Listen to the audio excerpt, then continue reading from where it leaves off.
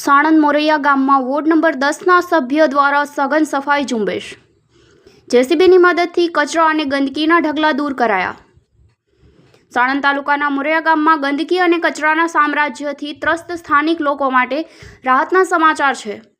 મોરૈયા ગામમાં ward number 10ના જાગૃત સભ્ય દ્વારા પોતાના વિસ્તારમાં તાત્કાલિક ધોરણે સઘન સફાઈ કામગીરી હાથ ધરવામાં આવી છે.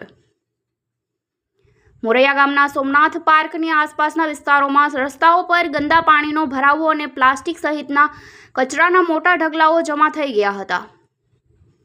રસ્તાઓ પર ફેલાયેલા આ કચરા અને કાદવ કીચડના કારણે રખડતા પશુઓનો પણ જમાવડો જોવા મળતો હતો. આ ગંદકીના કારણે સ્થાનિકોને અવરજવરમાં ભારે હાલાકીનો સામનો કરવો પડી રહ્યો હતો અને મચ્છરજન્ય તેમજ પાણીજન્ય રોગચાળો ફેલાવાની દહેશત ઊભી થઈ હતી.